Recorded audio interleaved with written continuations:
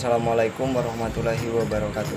Perkenalkan, nama saya Jihan. Di sini saya dari kelompok 5 akan mempresentasikan makalah kami yang berjudul Bentuk Negara dan Sistem Pemerintahannya. Langsung saja kita masuk ke materi. Sebelumnya kita harus mengetahui apa itu negara. Negara adalah institusi yang dibentuk oleh kumpulan orang-orang yang hidup dalam wilayah tertentu dengan tujuan yang sama, terikat dan taat terhadap perundang-undangan, serta memiliki pemerintahan sendiri.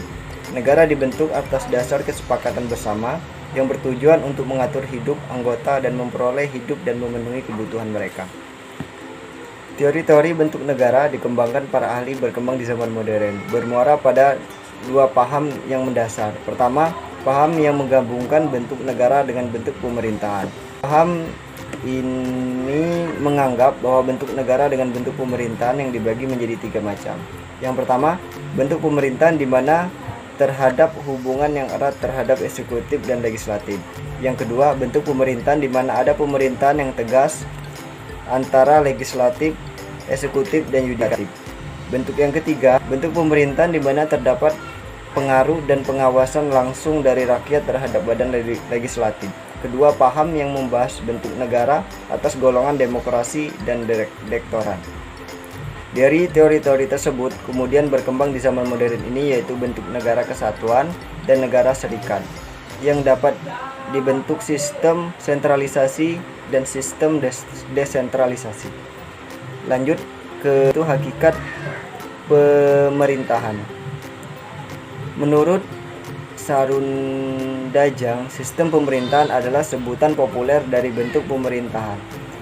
Hal ini didasari dari pemikiran bahwa bentuk negara adalah peninjauan secara sosiologis, sedangkan secara yuridis disebut bentuk pemerintahan, yaitu sistem yang berlaku yang menentukan bagaimana hubungan antara alat perlengkapan negara diatur oleh konstitusinya, menghubungkan sistem pemerintahan dengan konsep sistem, yaitu sebagai suatu susunan atau tantanan berupa suatu struktur yang terdiri dari bagian-bagian atau komponen-komponen yang berkaitan satu sama lain secara teratur dan terencana untuk mencapai tujuan. Mungkin sekian yang bisa saya sampaikan. Apabila ada kesalahan saya mohon maaf, dan materi selanjutnya akan disampaikan oleh rekan saya. Assalamualaikum warahmatullahi wabarakatuh. Nama saya Khalifah Nisa Tri Pertiwi. Saya dari Hukum Tata Negara kelas J. Saya akan membahas kelanjutan dari rekan saya Jihan, yaitu yang C, jenis sistem pemerintahan. Seperti yang kita ketahui, pada hakikatnya pemerintahan, bahwa sistem pemerintahan sesungguhnya lebih berfokus pada seberapa besar peran, kedudukan, dan kewenangan antara lembaga legislatif dengan eksekutif serta rakyat. Jenis sistem pemerintahan yang dikemukakan oleh para ahli yaitu 1. Sistem pemerintahan parlementer. Sistem parlementer digunakan untuk mengawasi eksekutif oleh legislatif, jadi kekuasaan parlemen lebih besar daripada eksekutif. Dalam sistem ini, Dewan Menteri atau Kabinet bertanggung jawab kepada parlemen lebih lanjut, diuraikan oleh Syafi'i. Lalu sistem tersebut menggambarkan keadaan di mana lembaga eksekutif bertanggung jawab kepada lembaga legislatif, yang membuat lembaga eksekutif dapat dijatuhkan oleh legislatif melalui mosi tidak percaya.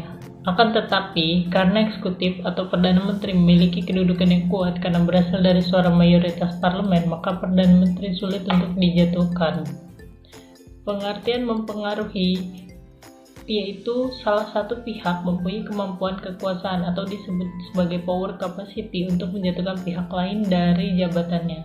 Menurut Alan R. Ball dalam Mariana Pascalina dan Ningsih, itu menanamkan sistem pemerintah parlementer itu dengan sebutan the parliamentary types of government, dengan ciri-ciri: 1. Kepala negara hanya mempunyai kekuasaan nominal.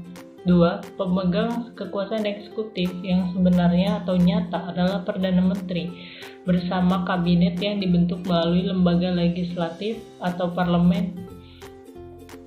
3. Badan legislatif dipilih untuk bermacam-macam periode yang saat pemilihannya ditetapkan oleh kepala negara atas saran dari Perdana Menteri. Kedua, sistem pemerintahan presidensi. Sistem ini, presiden atau eksekutif memiliki kekuasaan yang kuat karena selain kepada negara, presiden juga sebagai kepala pemerintah yang sekaligus mengetuai kabinet atau dewan menteri. Sistem presidensial menempatkan presiden sebagai kepala negara sekaligus menjadi kepala eksekutif. Presiden bukan dipilih oleh parlemen, tetapi bersama parlemen dipilih secara langsung oleh rakyat melalui pemilihan umum. Karena itu presiden tidak bertanggung jawab kepada parlemen, sehingga presiden dan kabinetnya tidak dapat dijatuhkan oleh parlemen, atau sebaliknya presiden pun tidak membubarkan parlemen. 3. Sistem pemerintahan campuran. Sistem campuran atau kuasi adalah sistem pemerintahan yang memadukan kelebihan dari sistem pemerintahan parlemen dan presidensial. Dalam sistem ini diusahakan hal-hal yang terbaik dari kedua sistem pemerintahan tersebut. Dalam sistem pemerintahan ini pula, selain memiliki presiden sebagai kepala negara, juga memiliki Perdana Menteri sebagai kepala pemerintahan untuk memimpin kabinet yang bertanggung jawab kepada parlemen. Bila presiden tidak diberi posisi dominan dalam sistem pemerintahan ini, presiden tidak lebih dari sekedar lambang dan pemerintahan. Akan tetapi presiden tidak bisa dijatuhkan oleh parlemen, bahkan presiden tidak dapat dibubarkan parlemen. Berhubung sistem pemerintahan campuran ini sangat khas, karena itu ditentukan ciri-cirinya seperti 1. Menteri dipilih oleh parlemen. 2. Lamanya masa jabatan eksekutif ditentukan dengan pasti dalam konstitusi. 3. Menteri-menteri tidak bertanggung jawab baik kepada parlemen maupun kepada presiden. 4. Sistem pemerintahan referendum. Tidak banyak negara yang menggunakan sistem referendum. Sistem referendum selalu dikaitkan dengan negara Swiss karena disebabkan hanya negara Swiss sebagai satu-satunya negara yang menerapkan sistem ini. Sistem ini perwujudan nyata dari sistem pemerintahan dengan pengawasan langsung oleh rakyat terhadap lembaga legislatif. Referendum merupakan kegiatan politik yang dilakukan oleh rakyat untuk memberikan keputusan setuju atau menolak terhadap kebijaksanaan yang ditempuh oleh parlemen atau setuju atau tidak terhadap kebijaksanaan yang dimintakan persetujuan rakyat.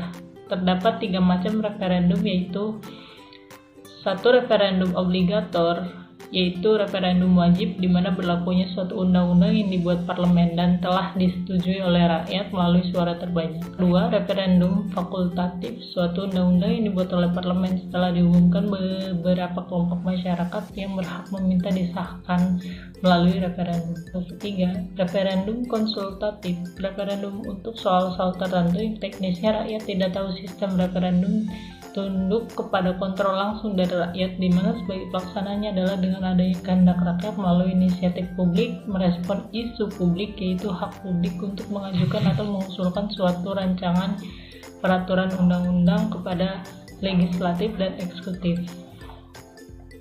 Sekian pembahasan yang saya dapat jelaskan. Saya tutup. Assalamualaikum warahmatullahi wabarakatuh.